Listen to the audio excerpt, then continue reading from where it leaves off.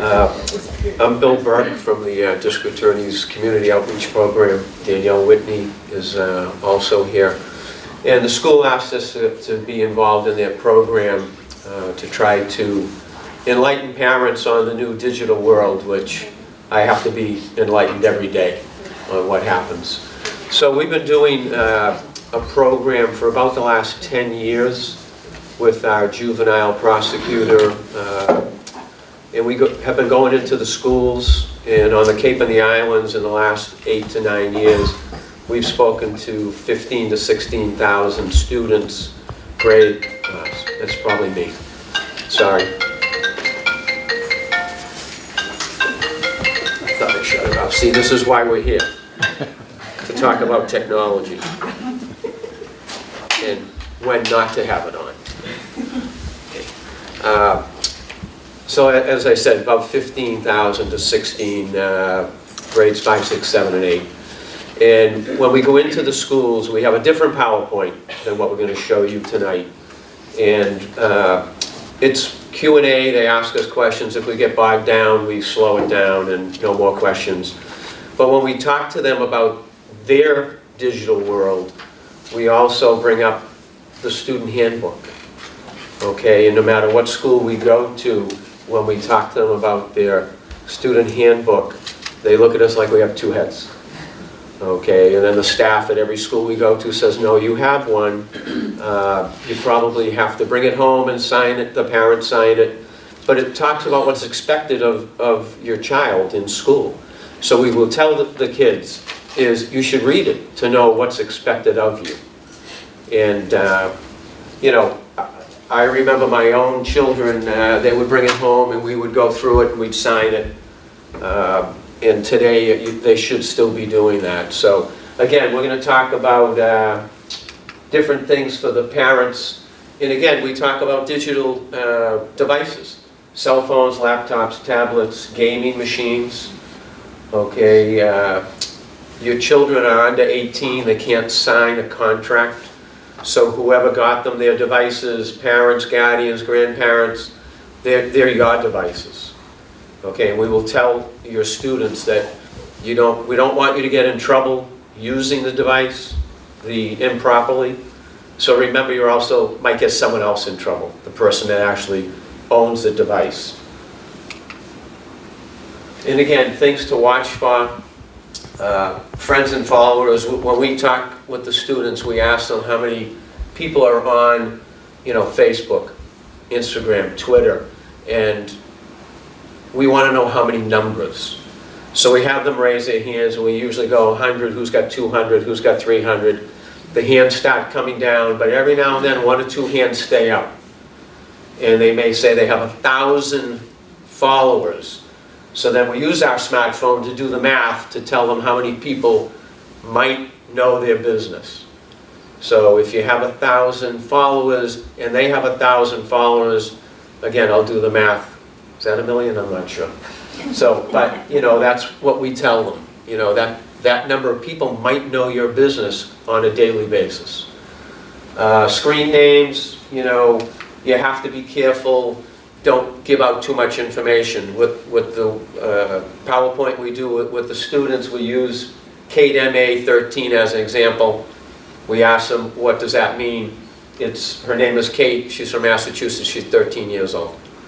And we tell them that's way too much information to put out there. It should be a generic type, screen name, or, you shouldn't give out your information.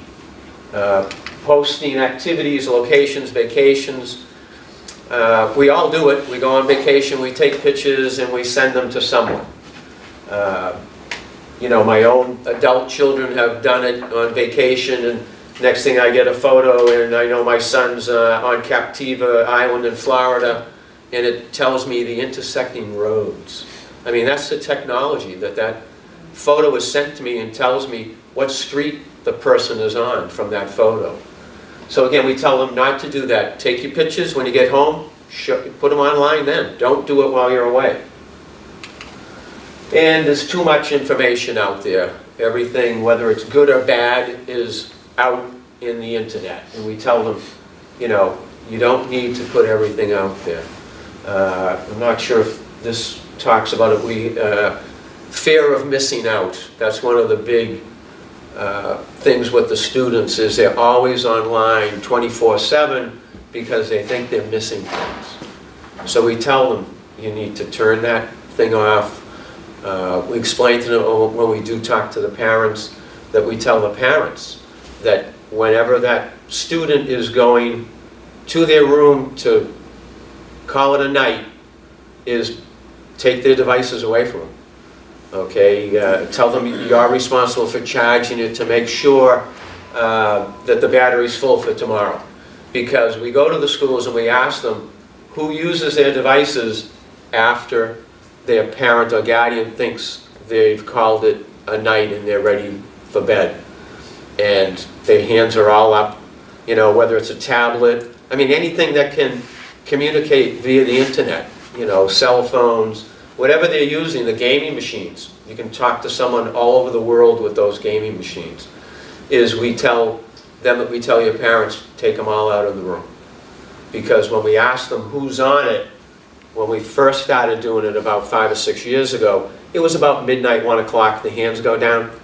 Now they're up till 2, 3, 4 o'clock in the morning, and then the hands are down.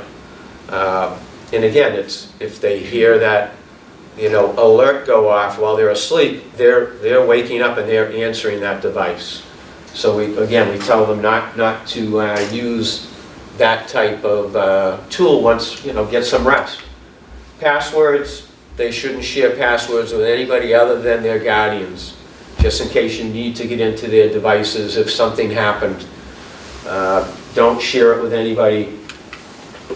Anonymity, we tell them if you're on an app or a website that you don't have to log on and say who you are, then that's a bad website. Don't be on it. Because people will say things they would never say to someone's face when no one knows who they are. So we try to explain that to them. And this is one of the big ones now, is the GPS locator. Everything asks if they can follow you. Allow this. I always sit on my own phone, don't allow. Okay, and we tell them, go into the settings and disable any GPS locator, because they will know where you are. Okay, and why do they want to know that? Because they want to sell you something. And of course we tell them, don't meet anybody that you've met online, because you don't know who they really are. These are some of the different ones, and they change every day. That's the big thing, is Facebook, all the kids used to be on it. Now the parents are on it, so they've gone to other apps. And some of these, I think Omegle is the one where it's anonymous. You want to meet friends or something, and it's anonymous. And it's like, I don't need to meet friends. I have plenty of friends. Their tagline is "Talk to strangers." Right. Ask FM was from Latvia, and that one is, again, you don't have to say who you are. People are nasty on it. When we ask some of the students if they know any of these, and some of them are on Ask FM. So we tell them if some of the ones that you don't have to say who you are, you should not be on them at all. This is in the student presentation, and we'll ask you guys, and we tell them is what's the most dangerous 4-letter word in the digital environment. We have to tell them it is not a swear word. Okay, and some of them come up with it, some don't. I'm going to let you know what I think is the most dangerous word, and by itself is not, but in the digital world, that's the bad thing. Once you send it, you have no control over it. You can never get it back, and that's what we explain to them. Is, don't text when you're angry, don't send inappropriate, words or photos or anything else, because once you send it, you have no control over it, and it's out there forever. And that's what we try to tell them. It's in the cyberspace, but everywhere. Again, we tell them you've lost control of it. What you send can be altered and changed. So they have to be aware of that. They send a photo of themselves to someone, someone could alter that photo, could change it to embarrass them. So they have to be careful. And again, it can be sent without your consent. We try to talk to them about, if you're in school and you're taking a group photo and then you're going to put it online later that night, maybe you should ask everybody in that photo permission to do that.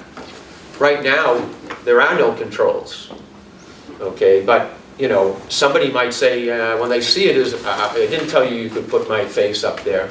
So again, I think we have to tell them that we can control it because, the government's not controlling it the way that it should be controlled yet.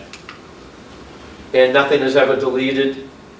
They may think that if they delete it from their device and someone else deletes it, who they sent it from their device, that it's nowhere. And we explain to them, no, it is. Because if you're AT&T and you're Sprint, it's on their servers in their gigantic computer room somewhere in the world. So it is never deleted. And if it's criminal, law enforcement can get a warrant and get that information. So we explain that to them, that it never is deleted. And then, to the older kids, we'll talk about, who's looking at your profile. Colleges, employers, sports programs. If you have children that their first jobs are babysitters, okay, and I'm going to hire them as a babysitter, I'm going to Google, I'm going to find out everything about that child. And we know people that have done that have then said to that person, no, I don't need you to babysit anymore, because of the inappropriate things that they had out there about them. And again, a lot of these stats are a few years behind, but 80% of colleges, it's probably more than that, use Facebook to recruit. 25% are checking their people that are applying. And what we try to tell them is use it to your betterment. Okay, you like a school, you want to go to BC, you want to go somewhere else, then follow them. Get on there, make sure they know who you are. Use it for your betterment. And we tell them their generation has a digital footprint. Okay, I'm probably the oldest person in the room because I just qualified for Medicare, and they didn't have this stuff, when I was growing up. If we got in trouble, a certain group of people knew you got in trouble, okay, and nobody else knew you got in trouble. Today, everybody in the world knows when you get in trouble, and everybody in your school knows when you're in trouble. So we try to tell them. We talk to them about crossing the criminal line. We talk about the different, crimes that they may have an issue with their digital technology. Annoying phone calls. None of these were made for kids now with the new law. It's age 12. Used to be 7, so now it's 12. They weren't made for 12, 13, 14-year-olds. They were made for us. They were made for adults. Annoying phone calls, stalking, criminal harassment. We discussed this with our students during the presentation as to what they are. Unauthorized access to a computer system, stealing the identity of someone, threats. Our juvenile prosecutor comes with us to the presentations, and she explains that's the biggest thing in juvenile court are the threats. And in today's world, threats are taken very seriously. In the old days, you looked at a threat and it's like, well, do they have the ability, the opportunity, is it really going to happen? And people would just kind of blow it off. Every threat is taken serious in today's world, which it has to be. And then the last two, possession of child pornography and dissemination of child pornography, we talked to the 7th and 8th graders about. And we explained to them that in Massachusetts and in all of the country, but in Massachusetts, those are felonies. They're trying to amend it for this age bracket to make it less of a crime, but it hasn't happened yet. And we explained to them that if somebody sent you a picture of someone in a state of undress and they were under 18 years old, you are committing those violations. And you could get yourself in trouble. It happens, that's why we talk to that age bracket. Most of the time, and again, we've spoken to a lot of students, most people are listening to what we have to say. Every now and then we get a call from a school resource officer saying, you did a great presentation, but 2 months later I got somebody with a picture on their phone, and now they try to work it out. Is the parents are involved, the school's involved, the school resource officer's involved, and they try to take care of it within that circle. If it can't be taken care of, it could end up in juvenile court. We don't want it there. That's why we go out and do these presentations. We don't want anybody in the court system. So we explain it to them in a way that they'll understand it. And I think we've only gotten 2 or 3 phone calls that from a school we've been to, the school resource officer said, I had someone that didn't listen to you. To me, that's pretty good. Out of 15,000, 16,000 kids, only 3? That's not bad. So most of them are getting it. And again, we tell them it's called sexting. And again, it's not the technology, it's our behavior. And we explain to them again, you can't get it back once it's sent. And it could possibly result in criminal charges. Okay, I guess the next thing is, what can we do? Talk to your students. Tell them they should clean up their social media, their pictures, their posts, their likes, GPS settings, password protection. I'm not sure if one of the handouts, maybe on one of them, has a contract. I'm not sure if I printed that one up. It may be that I think they're double-sided. You want to sign a contract with your child on the proper way to use it, and what happens if they don't, that's up to you. I always looked at, what does a piece of paper really mean? You have to follow through on it. So again, if you want to do some type of a contract with your child, and explain to them that, if your behavior gets you questionably in trouble, then the phone device, whichever device it is, gets taken away. Rules, again, and again, I guess we have to lead by example. I like my phone, and I have a smartphone. I have an iPhone. It's great. I can't wait till the 2-year contract's up and I can get a new one. Okay, but I use it for my news, for my music, emails, texts. I'd like to say my children call me on it, but they text me on it. Okay, so again, the devices are great.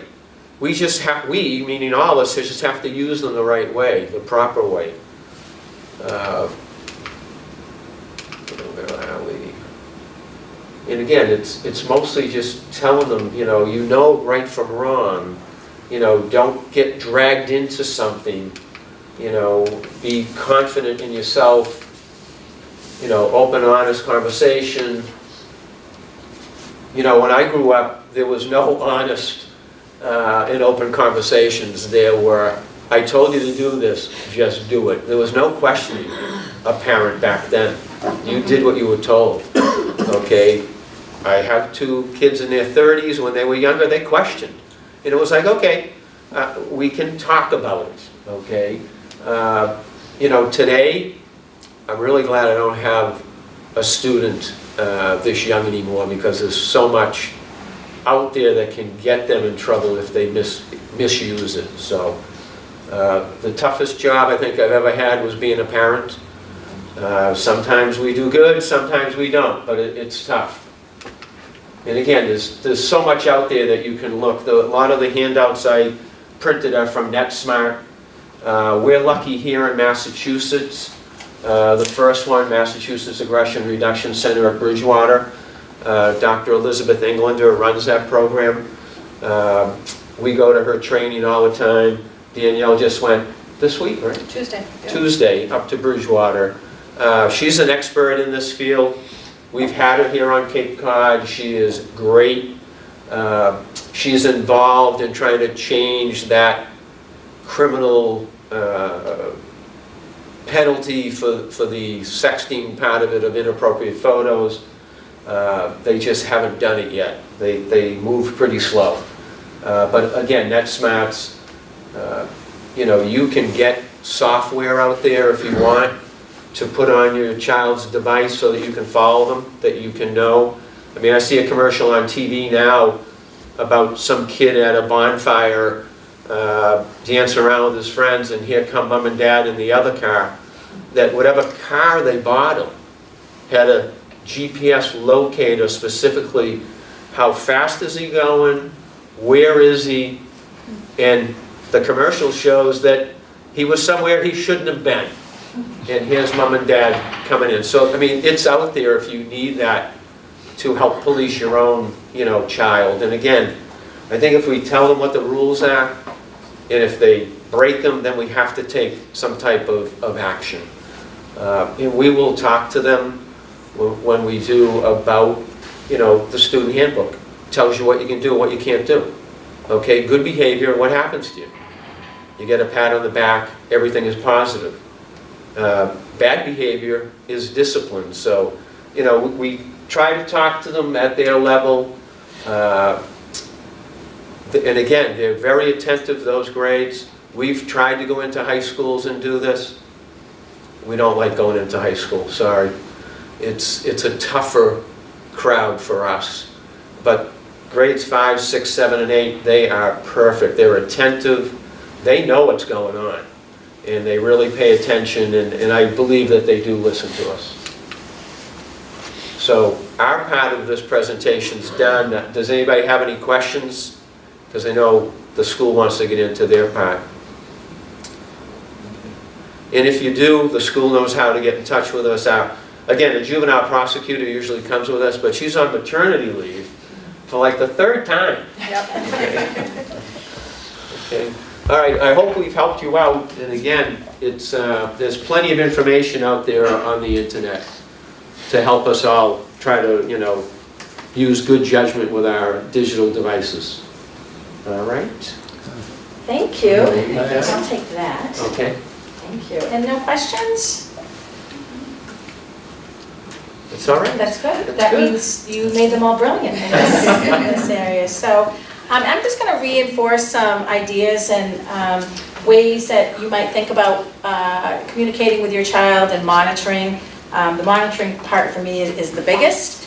Some of you have taken my class before. This probably looks very familiar. But the first thing I like to talk about is communication, and how do you build the trust and communication with your child. And in this day and age, again, as we kind of see how folks interact, a lot of times they're interacting with a device in their hand. A lot of people are now talking about, like we are in the high school, there's the cell phone pocket. So when you walk in the classroom, you now have to deposit your phone in the pocket every class that you walk into.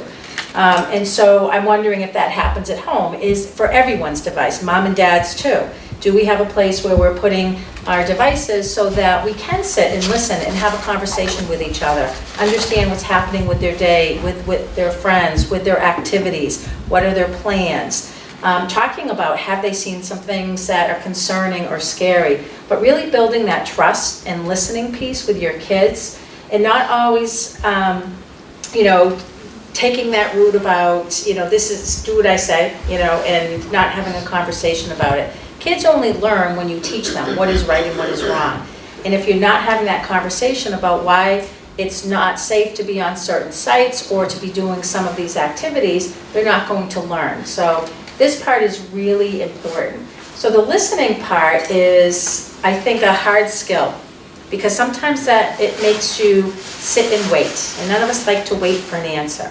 And I always tell people you have to be comfortable with silence. Okay, so you want to be really attentive and listen carefully to what they have to say.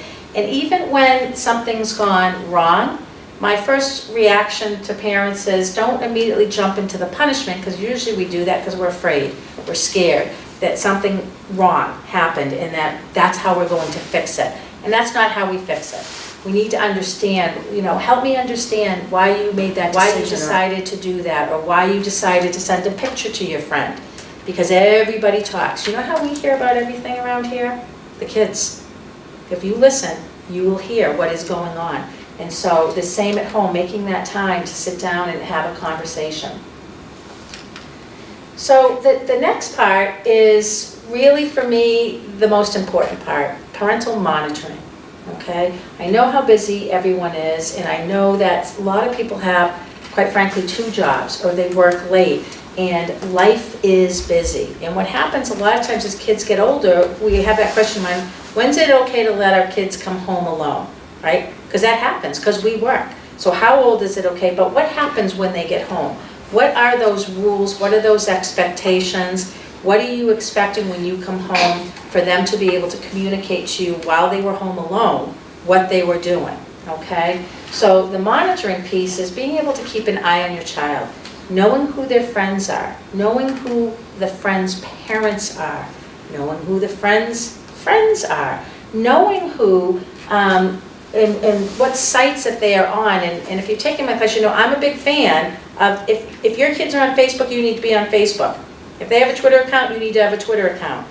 When my kids got their first Facebook account, when it came out, the rule was, I get the password to your account, and don't think I'm not gonna be surfing to see if you have another name when they get a little older. Because even in high school, I still have my kids in their mid-20s, I still have their password to their Facebook accounts. Now, I don't need to use it, but it was one of those things we set up from the beginning. And I was okay with that, because I'm a firm believer that this tool is very helpful, it's positive, and guess what? Our kids are living in a world where they're going to be expected to understand digital technology. That's where most of their jobs are going to be. So we need to create really good digital citizens by teaching them how to use it appropriately. Because with anything, there's bad. So we have to constantly teach them what is bad and what's not bad. But you need to be able to, and they need to know where they are. I always joke because my daughter thinks it's hysterical because she still FaceTimes me. But when she was in middle school and high school, when she went somewhere, I made her FaceTime me. And just so I could say hi, see where she was. And she didn't think that I didn't trust her. It was kind of the contract that we had with each other. That if this is what you're going to do, and not because I don't trust you, because sometimes I don't trust what's happening around you. And you need to know that you're safe and that I'm here for you. And even when she got older and when she had her first experience where she freaked out, and we all had it, first drink she took, okay, you need to call me, because I don't ever want you to feel like I'm not going to be there for you no matter what. You never should be in a dangerous situation and feel like you have to lie or that you can't call me because you're going to get in trouble. So all of these monitoring pieces are so important, and it's important for them to know that you are monitoring them. Kids only want to feel safe, know that they're loved, and quite frankly protected. And if you let them go and let them hem and haw about, oh, mom, dad, oh, I don't want you to know, or don't come in, or don't, meet this person, guess what? Your role is not their friend, it's their parent. And they need to know that you care about them that much, that you're going to keep them safe, you're going to monitor what's happening, you're always going to be there for them, you're going to protect them. So all of this really incorporates that good family communication, really, and as Mr. Burke, talked about modeling. What does that look like? What do those practices look like? And talk about, what are kind of the norms in your family? What is important to you as a family? What are the expectations? And how are we going to address the expectations if somebody doesn't meet them? And that they're part of that, okay? Because kids need to have a little bit of control. If we don't teach them any control when they're younger, they're not going to have it or understand it when they're older. So it's really important to be able to have them be involved in your family values and norms and contracting and expectations, and sitting and having those conversations. And even having a conversation about, okay, you know what? You were on a site that I said you couldn't be on, so what do you think we should do about that? And what should we do about that? Let's see what they come up with. well, maybe you should take my, device away. Well, that's what you hope, right? They're gonna come up with what the expectations are you talked about. If they don't come up with something that's good enough, then you're gonna say, okay, that's a good start, but how about we take it away for 4 days? Or whatever it is, whatever your values are in your family. So we do it, bottom line is to keep our kids safe. This is the bottom line. We do all of this to keep our kids safe, not to be their friends, okay? It's great when your kids get older and you develop these amazing relationships and it seems to turn a little bit as they become young adults. But the bottom line is we're their parent. And parent has a lot of responsibility, okay? Or guardianship or caregiver has a lot of responsibility, and it's to keep our kids safe. So, some examples, making sure that what they're doing, where they're doing, that you are following up with the places that they're going, who they're going with. If they're going to a friend's house, is an adult going to be there? If they're going to a party, is an adult going to be there? And making sure there's check-ins during that time that they are out at their friend's house.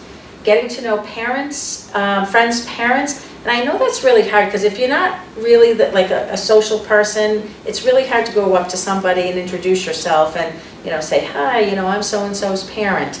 But the bottom line is if we don't know who our kids' friends' parents are, we don't really know how the monitoring is going on there. We don't know what their values or expectations are. And I'll say to parents, my son had a friend, and they didn't have the same norms and values as we did, and I always said that's okay. That's their, those are their norms and those are their values. And it's not said I use those words with my kids when they were younger. I said, but I'm not comfortable with you being at his house. He can come to our house anytime. And I met the parent and, would always, and when he was old enough where I said, okay, because he knew what was right and what was wrong that could happen and couldn't happen, like he couldn't be up till 2 o'clock in the morning gaming, he knew, and I said to that, I was able to say that to the parent. I said, the devices in our house get shut off at this time. I said, so I really would appreciate if, they could do something different. If not, that's okay, then I can come pick up my son at that time. And so, but they learned that. They knew that was consistent, and they never, once in a while, of course they hemmed it hard, and oh, mom, and sometimes the I hate you came out. That's fine, I love you, and the next day, guess what? Your kids don't actually hate you. They might be mad in the moment, but they actually are grateful sometimes that you are keeping them safe, because my son actually wasn't comfortable in some, when some of those things happened, and he was able to tell me, because we had that open communication. And we worked around it because we loved the friend and he was always welcome, and so those things are really important. And then making sure that those expectations are understood with any environment that they go into. Okay, just because you're in someone else's house doesn't mean you get to do those things that we don't do in our house. Okay, and having that conversation. And then making some compromises that if it's not something that's really a deal breaker, whatever. If you don't serve cupcakes in your house or don't allow sugar and they eat sugar in the other house, I'm not sure that's the thing I'm gonna, come down on. That's not gonna be a huge deal for me. But making sure that whatever the rules are that are set, they are understood, and that you're consistent with the rules, okay? I'm all for breaking rules once in a while, but once you start breaking your own rules, guess what? The kids are gonna break them. And where'd they learn to do that?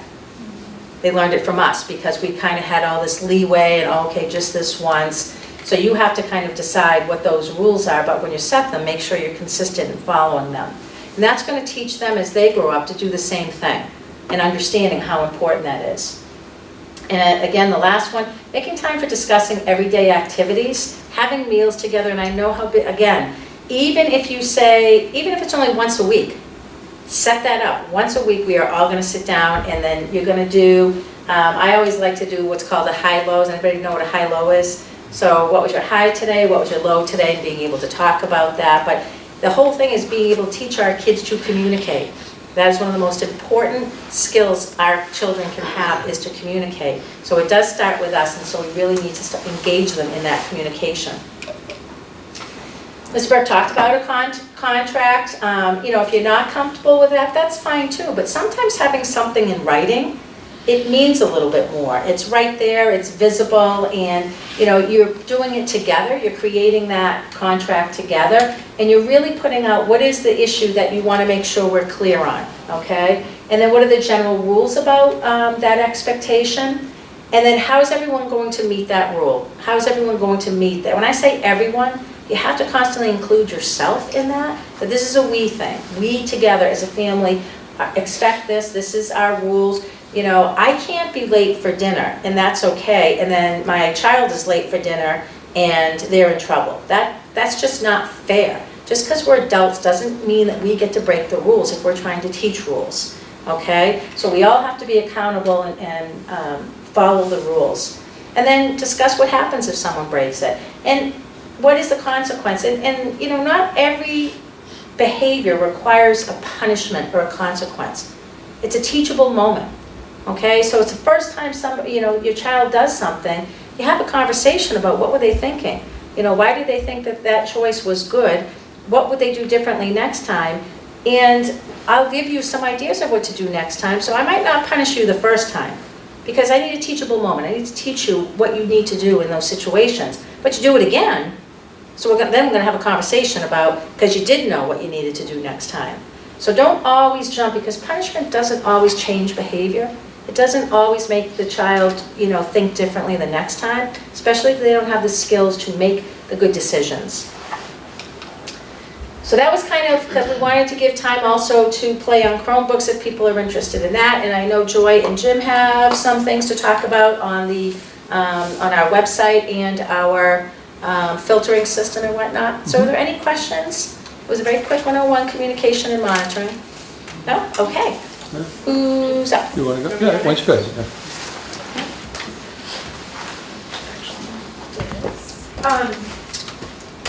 Hi, my name is Joy Jordan. I'm the Community Engagement Coordinator for the school district. And, you know, we've talked so far tonight about some of the more scary parts of technology, and it can also be a really good tool to use. And so we wanted to take a moment to talk about some of the different tools we use. And since this is a small group, I'm happy to kind of let it be directed by what people are interested in, because we kind of have sort of 4 big ones that are used across the district. We have the website, obviously, and that's new as of about 1.5 years ago. We have the app, which hopefully everybody has downloaded, but if not, I can go over that with people. There's Google Classroom that a lot of teachers use, and then we have Aspen, and Holly can speak to that. So I don't know if there are things that you guys as a group are particularly interested in. We can focus on that more. I mean, I can give a tour of the website if people feel like they don't know how to navigate it, but if you feel pretty good about that, we can open it up to Aspen questions, or we can talk about Google Classroom or the app. Just hear from you all what of any of those you feel like you'd like to learn more about. Do I have to start calling people? Quiet group. No, go ahead. I'm a grandma, so when Okay. Natalie comes home with homework, I'm looking for papers and books. And then she's like, it's on Google Classroom, Grandma. Yes. And I'm like, okay. I am not at all So comfortable with all that. what we recommend is have your child or your grandchild show you how to do it, because it helps them reinforce what they're doing on Google Classroom, and it's the best way for you to see exactly what they're doing and what they're looking at. So whether she comes home and does it on a Chromebook at home, or has a phone or an iPod that she has her Google Classroom information on, it really is great if you can sit down with them and say, okay, pull up your Google Classroom, show me what you have going on, and they can lead you through it. They know this stuff up and down, and they can say, okay, see, here's my science class, and this is where the assignment's listed, and I just click here, and it pulls up the document, and then I enter the questions, and I hit send, and the teacher then has my responses, and you know, they'll be able to really give you a good idea of exactly how each of their teachers is using that. Does that make sense?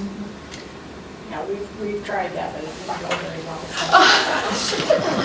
Do you have specific questions? Well, Or? can I get on there by myself? So you Or do I have can, to have a different password? so you can request that the teacher send you a parent invite, and then you see kind of the highlights. You won't necessarily see exactly everything, and I think it prevents you from seeing other students' information, I think. Jen, is that correct? That's Yeah, kind of that's the right, main yeah. difference. It's kind of a limited view, but Yeah. I need a parent invite. Because when the kids log in, oftentimes they have group conversations with the other kids in the class. Sometimes the teacher will say, read this assignment, everybody discuss, and they that's part of their homework, is having each of the students share an insight on a piece of reading they had to do or something. So when the students log in, they can see each other. But when you log in as a parent or a guardian, you're just seeing your students' information. And so you would see what assignments were issued, and it shows you whether they're completed, not completed, late, all of that. And then the way the process generally goes is sort of, the teachers use Google Classroom for giving out assignments and receiving assignments, and then the grading and issuing of grades on the assignments is done on Aspen. There's a couple exceptions. At the high school level, some teachers actually do use Aspen for issuing assignments as well, but That's what's confusing. Our middle schooler, every class and every teacher is on her Google Classroom.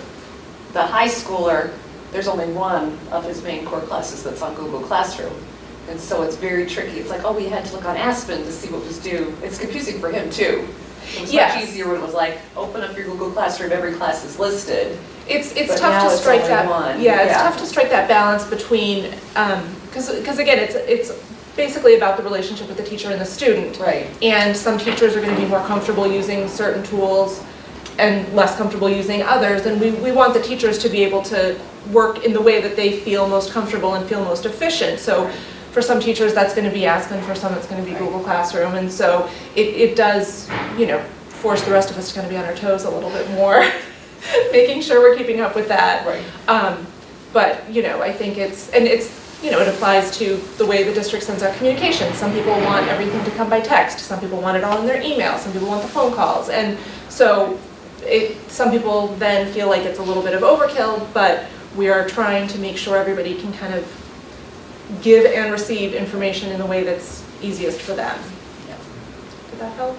I think for what it's worth, more and more teachers are taking on Google Classroom. They're recognizing kind of the ease and convenience to manage the classes.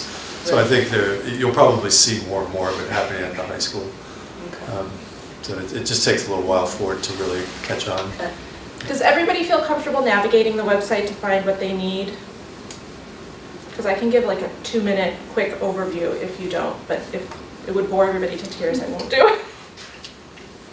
Everybody's good, you feel like you can find what you need to find. Because we try to make sure everything's up there. With these side quick links are the information that people need to access the most generally. You can switch to a school if you want to find school-specific information. The menu bars across the top are going to be similar, whichever page you're on, so there's a consistency of experience there. Super handy, you can always click the search, and that will pull up if you're looking for a specific document or a specific department and you just can't find it from navigating, hit the search button, you'll find it there. Kind of tying back to the social media for a minute, we as a district use it quite frequently because we do think it's a good communication tool. If you are not comfortable doing it, but you don't want to miss out on that information, we have a feed of our Facebook and Twitter accounts right on our homepage. And so you don't have to sign up for Twitter. You can just come here and scroll through the recent tweets. And that's a good way if you want to stay on top of that information without having to get on Twitter if that's something you're not interested in. But again, as Melissa was saying, if your kids are on Twitter, you should be on Twitter. If your kids are on Instagram, you should be on Instagram. But there's a lot of great resources here on the website. And how about the app? Is everybody using the app? Do you feel comfortable finding what you need to find on the app? And everything's good there? Does anyone have Aspen questions while you have help? About navigating Aspen, finding things on Aspen? Is there a way to pull up, when I go on Aspen, the app, like if I go through the Monomoy app and I get onto Aspen, is there a way to pull up the schedule without going to the full site, my daughter's schedule? It won't look right on the app because I it's found that I such can't, yeah. I have to go to the full site to get her schedule, okay. Because the Aspen and the app aren't syncing in that manner. Okay. They're syncing so that you can log into just one place, but as far as all the Aspen information, it's still housed within Aspen. Okay.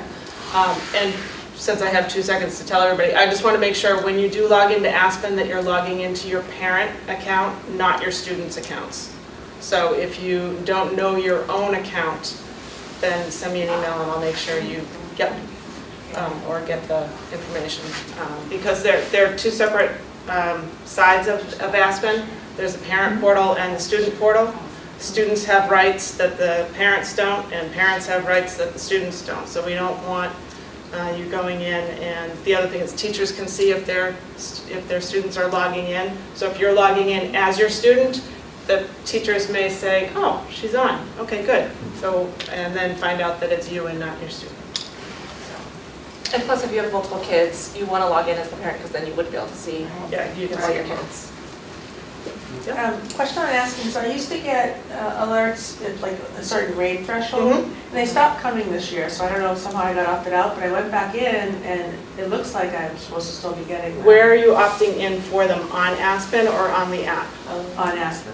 Okay, you need to make sure you're in Aspen, logged into Aspen to get the notifications. Check to make sure your email is correct. And then if you're still not getting them and everything looks right, let me know and I'll log in and see what I can see on my side. Because you still should be getting them. Yeah, I haven't been, and I wondered, I know some sites you get opted out somehow, you know, on the back end, depending if Well, it's spam or whatever, but it wasn't and going anywhere this year. Yeah, Aspen had an update about a month and a half ago that caused some really strange things in the background that they didn't Okay. realize was going to happen, like our little box that shows what class your child is in at that particular time. Our little red box went away, which is frustrating teachers. Those are things that they're working on, and we're going to be piloting a new version of Aspen, so some of other things may creep up, but hopefully the issues will be resolved. There is help available to parents too within Aspen if you need it at any point in time. And any of your screens, let me just log in real quickly. I gotta make my glasses. Too much computer work. Oh, actually, it's got one. Oh, is that, nope, that worked. All right.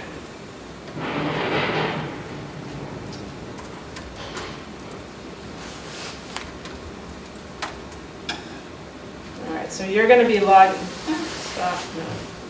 No. So you'll be logging in as family member.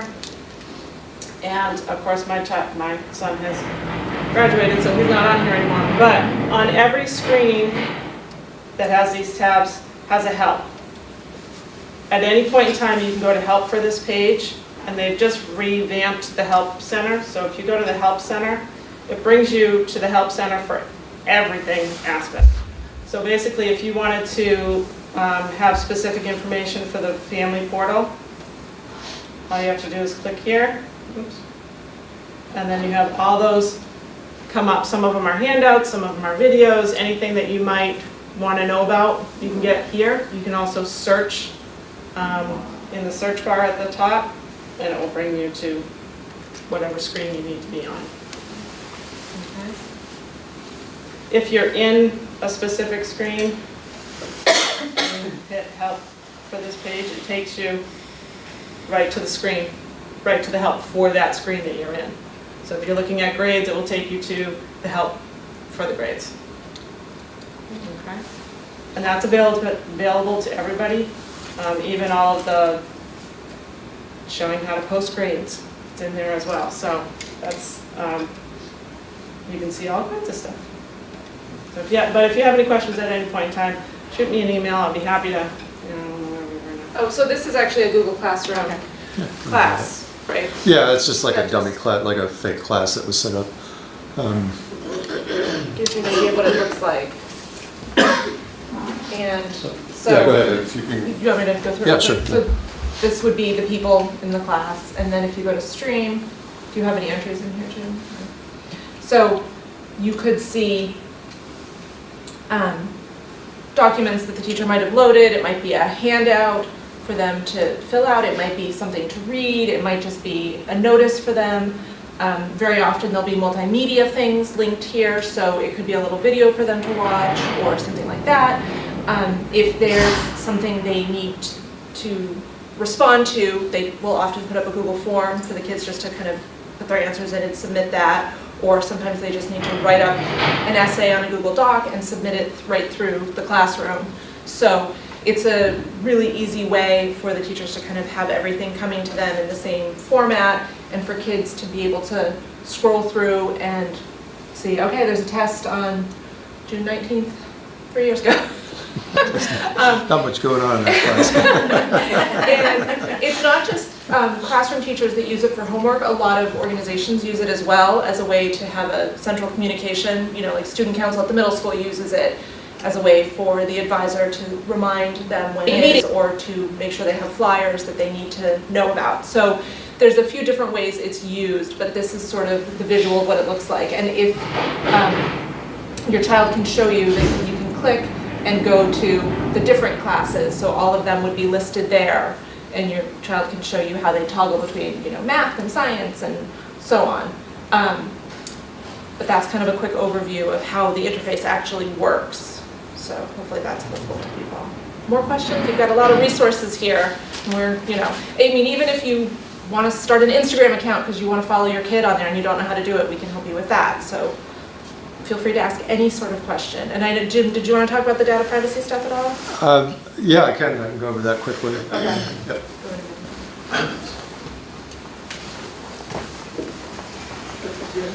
Just leave it. Cameraman. Okay.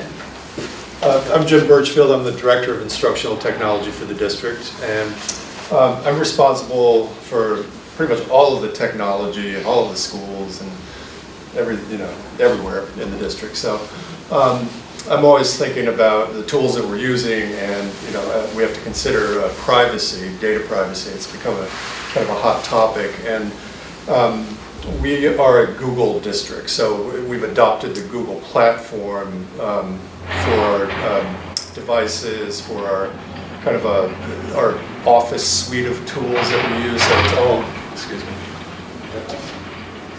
like the noisiest wheels on those cars. So when the kids use online documents, they're using Google Docs. They're using Google Slides. So it's kind of like Microsoft Office, but it's all online. And we decided some years back that that was a good platform for us to use. It's free for education. They protect the privacy of the data. We own the data. So it's all hosted by Google, but they've got an agreement with all of the educational institutions who sign on that if we ever decide we want to leave them, they will just say, no problem, we'll pack up all of your data, you can take it with you, you can download it all, and we'll eliminate it from our servers. So it's a nice arrangement. We don't have to pay for this incredible service. If we had to pay per person, I think out in the business world they charge like $50 a head or something for this service that we get for free. So we're saving tens of thousands of dollars every year by having Google provide us with this great service. So I did have a little video that explains their data privacy if you're interested. I don't know if we even really need to do that. Did you have any questions about that?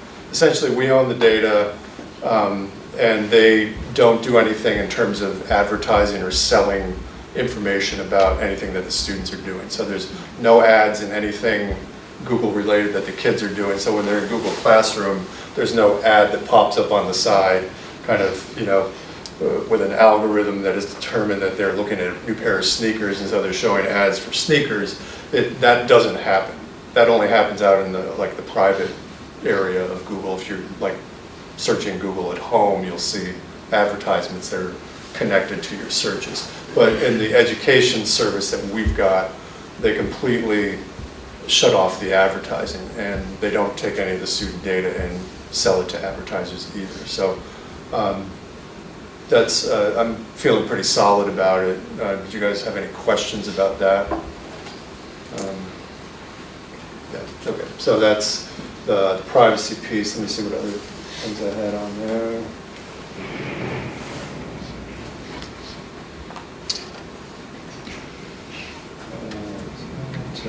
Goguardian.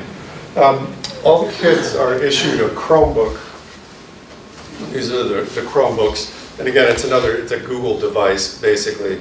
And they're essentially laptops, but they're very easy to use. They boot up in like 10 seconds, and they're incredibly secure in terms of they never get viruses, because every time you shut it down and turn it on, it reinstalls the operating system. So it's always a fresh version of the operating system every single time it turns on.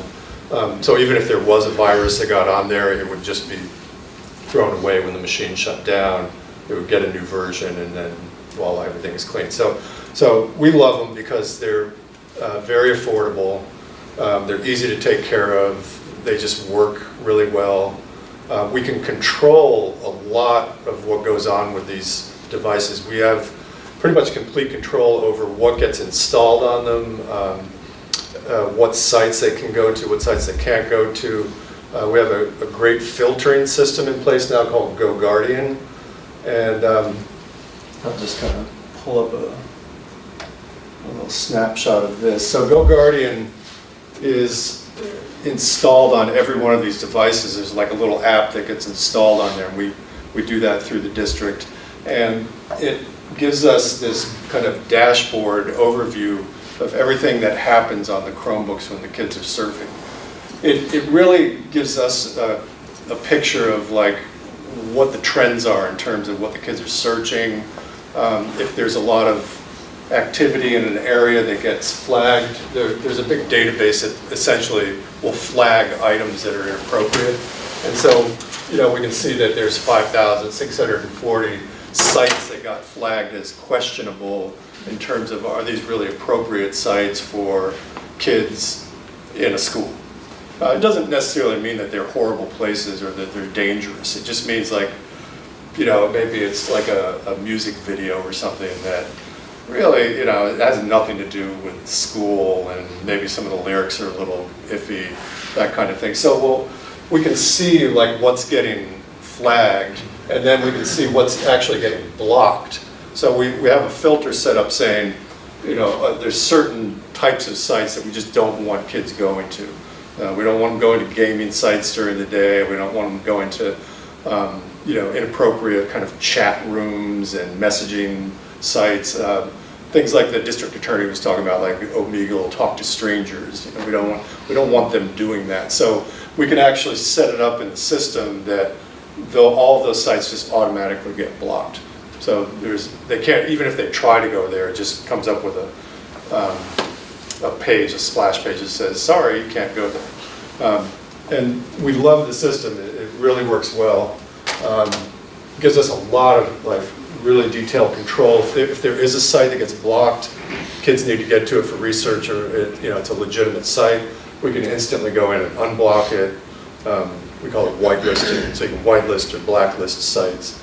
But it gives us this really nice picture of what's going on with the use of the Chromebooks in the district. So we love it. We feel much better about giving the devices out. This follows the device. So it does not monitor the kids at home. It only filters the device. So we don't really, the only thing we can tell about what they're doing is just where they go on the Chromebook. So it just basically tracks all the sites that they're visiting. We can't see what they're doing outside of the school, like we can't monitor their activity or control what they're doing, but it will block, the filter will work at home as well. So we don't really have to worry about it. We can send them home and know that they're being filtered at home as well. And that should help you guys, I feel a little bit better about them bringing the devices home and then, you know, kind of worrying on, you know, what are they doing with those devices? So they can't really go anywhere they're not supposed to at home either.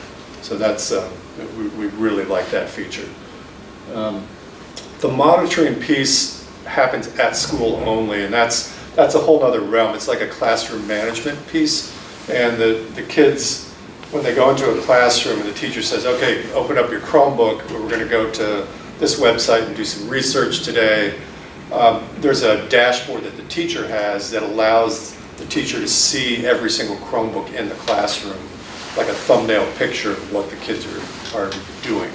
So if the kid's trying to go off and, you know, find some other site that's off task, the teacher can see it on their little dashboard and say, hey, Billy or Susie, get back on task. They can actually send a little message out to the kid and it'll pop up on the screen.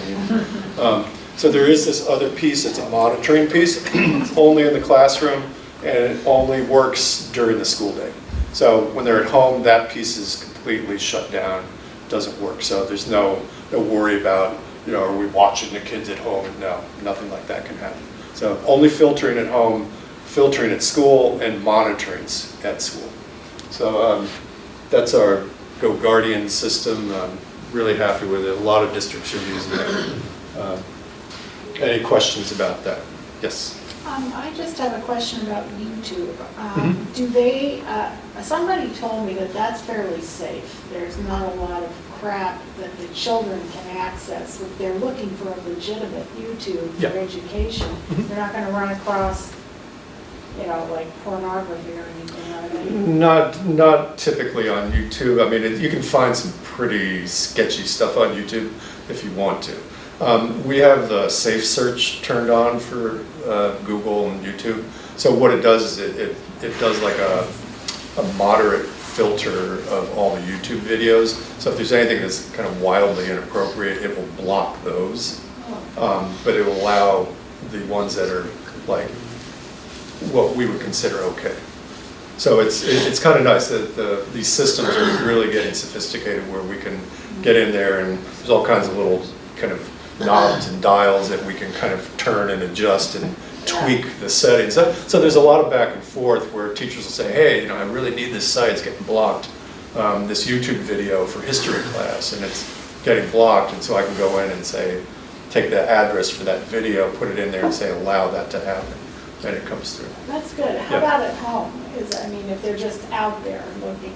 Yeah, and the way the filter's set, I'm not going to promise it's going to catch every single video because, well, it depends on what your level of okay is.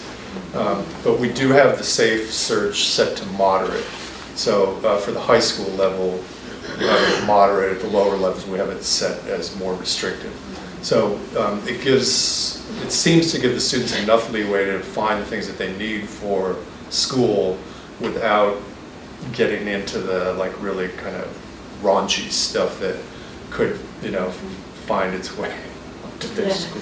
And if you're, I'm thinking at home, on a home computer that isn't monitored by the Oh, right, school no, they system. don't, no, But not you unless can they were set- signed into this. You can set safe search on your own Google settings. This is true. On your home computer. It's quite easy. Showed me. Yeah.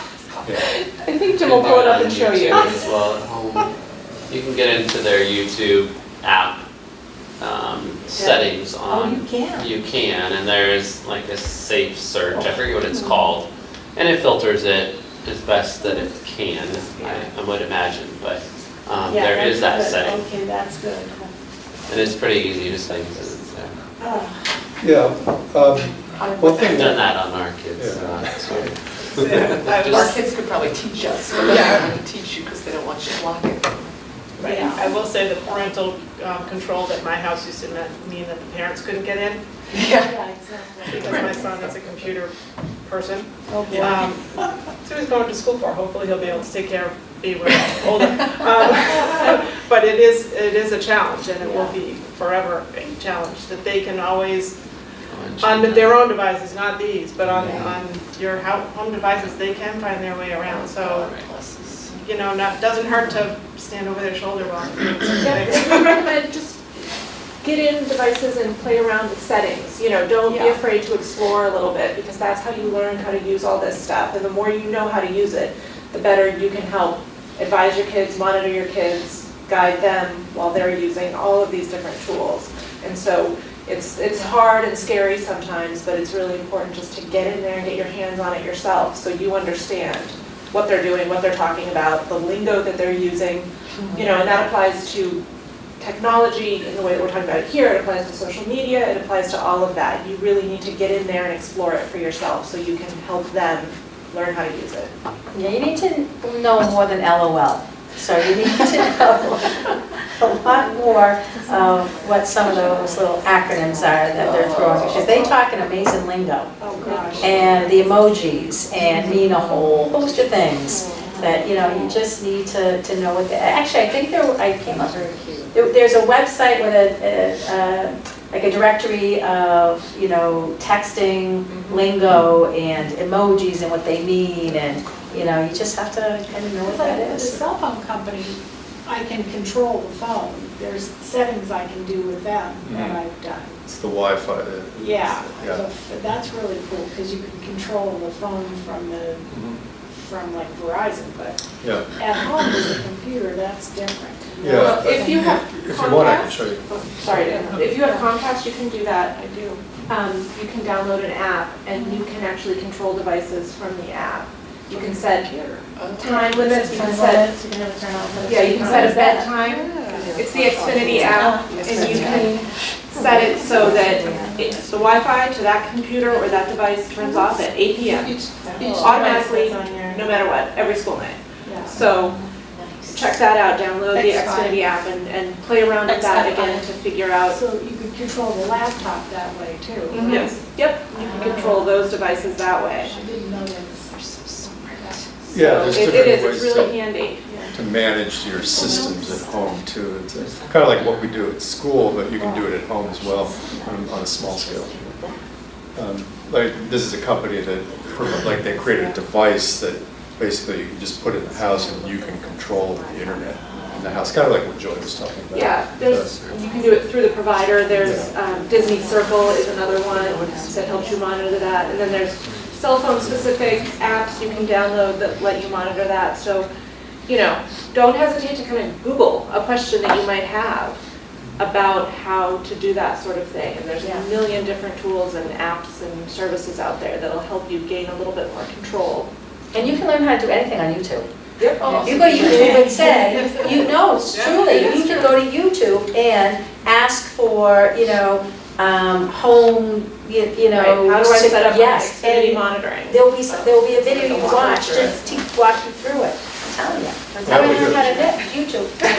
Yeah, I have to monitor YouTube because there's videos on there about how to get around the Goguardian. So I have to go on there and find out, like, how are they trying to get around the system, and then I have to go block that. So it becomes this cat and mouse game. Yeah, it's, I don't think it's gonna go away anytime soon. Well, I'm a grandma, so it's Yeah. like 10 times worse for me because. Well, I know what you mean, it's just, it's like you gotta keep up somehow. Like, how do you keep up with it? It's really, really a challenge, yeah. But if you leave your email address, we will send you lots of links and information that can, all the stuff we're talking about tonight, we'll give you resources. And you can reach out to us anytime too, if you have any specific questions or challenges, we can help you out. Or point you in the right direction at least. Yeah, it's all about open communication with your teachers, with any of us, with your kids. So that's really how this is all going to work for our children, is to have that communication. And for them to know that you're asking questions and that you're learning. I always tell parents, I said, we are digital immigrants, right? Our kids are digital natives, right? So it's really, important that you can't be expected to know everything they know because they are learning it. They were born into it. And for us, it's like anything, it's going to take that much longer for us because we're not used to it. They are. This is their world and their life of how they're learning. So we appreciate that. But they need to know that. They need to know that, you are learning how to do this, and they will appreciate it at some point, especially when something scary happens. And if they know you're there to help them navigate through something scary, especially when it comes to anything that they've received that is scary. I'm not saying like threats and all that stuff, but just whatever. Something came up on the computer. I remember the first time, and I use this example because it's really funny. If you want to go to Dick's Sporting Goods and check something out and you just type in Dick's, okay? So my daughter found that out, but I'm just saying, but it's that easy. It's that, I'm not kidding, right? So the first time, then all of a sudden they're panicking because, you know what I mean, their immediately reaction is they're gonna get in trouble. And that's not what we want our kids to think all the time. We want them to know that they can come to us. So when something like that happens, they don't have to hide it, they don't have to be scared, they're just like, Mom, oh my God, this just came up. And okay, yep, so good lesson learned. This is what happens, so this is why you have to be really, really careful when you're searching for stuff, okay? I've done it, and I said to Jim too, I was trying to get into something, remember? There was a site, I couldn't remember what it was, but, so I'm always trying to get in to see what sites I can get into like that. And I always look for, you know, the whole piece with the Blue Whale and some of these other suicide sites, you know, I'm always looking because they're constantly changing. And I'm constantly needing to know, you know, what is out there that our kids can access that talk about killing themselves. There's a million.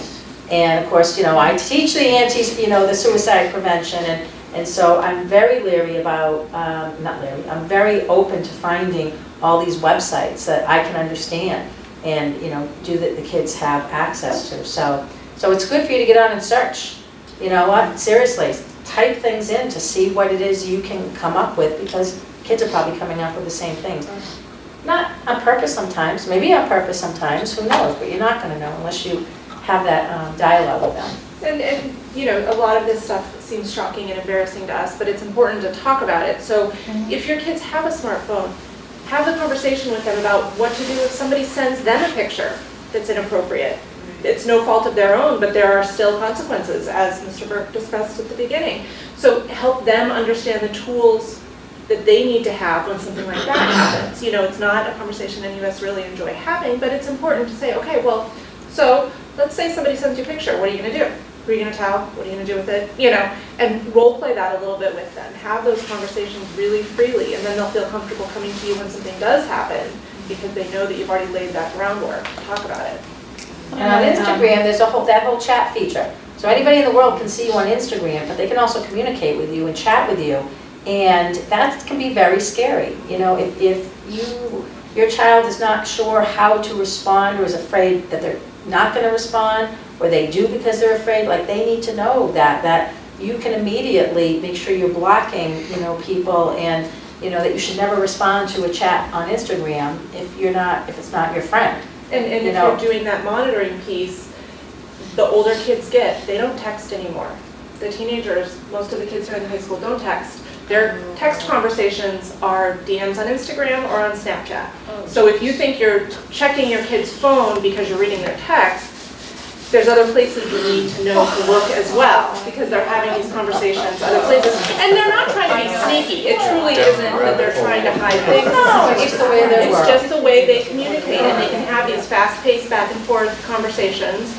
And the actual mechanics of it is very much like texting. You can have a one-on-one conversation or a group conversation, and it's very much the same. But if you are trying to be vigilant about monitoring, those are the kinds of things you need to be thinking about as well. Don't just read their texts. Right. Look at the other messaging But possibilities. check all the apps on their phone and ask, what is that app? Right. Check all the apps that they have. Yeah, but if you don't know what the icon means, what that app does, ask them to explain it to you. Ask them to open it up. Ask them to show you it. You know, it's that kind of back and And forth. my granddaughter set up an Instagram for me because I didn't know what it was. And then she started posting things to it. And I'm like, what? Wait a minute. Things were popping up and I'm like, what are you doing?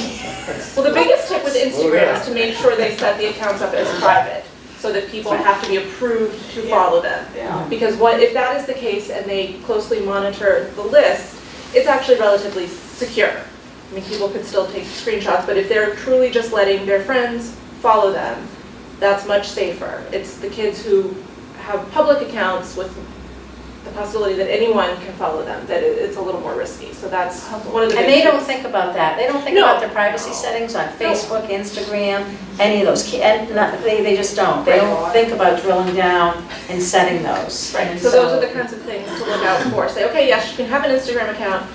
You know, one of the things that we have done in my family is, okay, you want to try an Instagram account, it has to be private, and you cannot accept any followers without showing me. So every time, you know, they would say, oh, so-and-so, this is, you know, my cousin, yes, we can approve that. But again, it's that communication, it's that kind of constant discussion about how they're using it, who's following them, all of that. It's okay. The parenting It'll part be is hard okay. enough. Then you have the technology parenting. But sometimes it makes things easier because you can track your kids and you can, you know, there are some benefits. It's all just a tool and it's how you use the tool, so. And it's how you help your kids learn how to use the tools properly. Go on. It's okay. It'll be okay. You're supposed to feel empowered, not scared, Yes. lady here. Yes. I'm hyper happy. No, take charge, take control. Is there any plan in the future to have the middle schoolers allowed to take their Chromebooks home? That has been a really convenient thing this year with us having an 8th grader and a middle schooler because we only had one laptop at home. And then our laptop was never up to date, where there were some homework assignments where you'd have to take a screenshot to show that you completed things that wouldn't work from our home computer because it wasn't a Chromebook. Oh, I see, right. So it's been really nice having that, I mean, I get the whole responsibility, but I just feel like if you're required to have Google Classroom assignment, and I know they can go to the library and they can go after, but it's just been really convenient. Yeah. I think it's a conversation we have to have, yeah. The initial decision was the breakage would be Right, like, I know. it would just go through the roof. Yeah, They even managed to break them within the school, not Yeah, taking I them know. home. and I know they can like on the They're just that phones, age, you know, they can just get on walk around. Google Classroom on the phone. Yep, they can actually do a great deal of the On the assignments phone. from the Google Classroom app on their phone. Okay. So I they think can, our daughter, the 6th grader, has thought that she's completed assignments on her phone, but it didn't submit. So she's like, I did it all, it was on my phone, and then she has missing assignments, and it, yeah, the teachers are usually pretty understanding Of about that. that as the kids Yeah. learn to navigate all of this. yeah. And, you know, we ended up years ago just getting a Chromebook for our home use. Oh. And, you know, you can Yeah. find them quite inexpensively on Amazon, you Okay. know, $150 or something. Yeah, it's a good question though, because we did go back and forth on that a lot, like Right. trying to figure it out. And we just realized, we just said at the beginning, let's not let them go home, Yeah. see how it goes, and then if, Right. as time goes on, if it looks like it's something that we can do without having to buy new Or ones. families with multiple children, it's like, okay, you get the computer for an hour, and then they can use it, you know, it's a struggle. Yeah, I Yeah. understand what you're saying. Yeah, so I mean, there is the other piece of it, that we could let them go home, but it's a kind of a you break, you pay situation. Yes, And yeah. Yeah. then it becomes, That is true. for us, it becomes a huge burden trying to Yes. we become like the collector, like the, Right. you know, it's like, all right, get rid of it.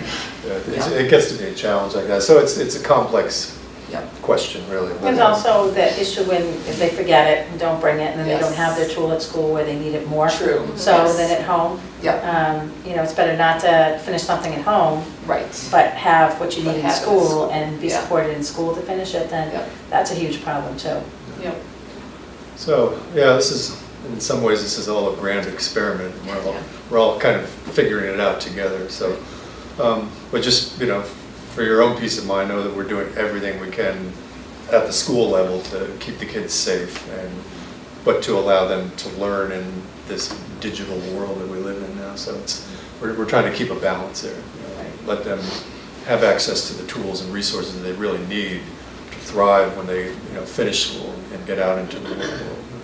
And I'm not sure if he mentioned it at the beginning, but Mr. Burke is doing a student presentation at the middle school in a couple of weeks. So the extended student presentation that he was referring to is happening at the middle school in a couple of weeks. Oh, okay. So all the students will get that sort of in-depth information. Okay, I guess, I mean, one option, does anybody need assistance kind of setting up accounts or understanding anything in terms of the apps, like the social media apps? We just wanted to be available as a resource if you needed help, like, oh, I need to, you know how to learn how to set up like a Snapchat account or something like that. We're trying to just make it easier for you. Well, it had come up in a couple of parent classes where people didn't know how to set up the account, so I said, well, just have these available in case people, you know, need help, which is okay. Is it okay to be, like, if I have the Google Classroom app on my phone, just so I can see, like, what Delaney's homework is for the day? It's okay for me to be signed in under her, though, right? Under Google Classroom? As long as she's okay with it, yeah. She's okay with it, Yeah, yeah. she gave it, yeah. I can't mess anything up for her though, can I? Try not to. I mean, officially, the teachers Just don't prefer do that you do the homework for teacher login, you know, the parent login that the teachers send you, and you Okay. can ask for that. I feel like I did get invited, but then I feel like nothing happened. You know, You can always ask for another invite to Okay. it. Yeah, Okay. that's just a little safer, and then you Okay. don't have to worry about, because you can't do anything Okay. under that login, so it's a Okay. little bit more protected. Okay. So But it's a I'll little still bit see what our safer. homework is, like Yep. what our posted homework is. Yeah, or and that. test dates that are upcoming or that Okay, sort of okay. thing. All right. Yep. All right. we have a really Thank you for exciting coming. school committee meeting coming up. Yes, come on down and join In the case school anybody's committee meeting interested. next. All set, guys. What's on the agenda? That's exciting. Well, thanks for Did coming. everybody get any of the handouts Really that they wanted appreciate here? And we did record this tonight, if there's anything you felt you wanted to hear again, we'll be releasing that at some point, and for people that weren't able to be here. I mean, I like the remind app, I get that. Yeah, I get that, I'm getting that, which I like, when there's something important. This is funny, because I did change, go into this.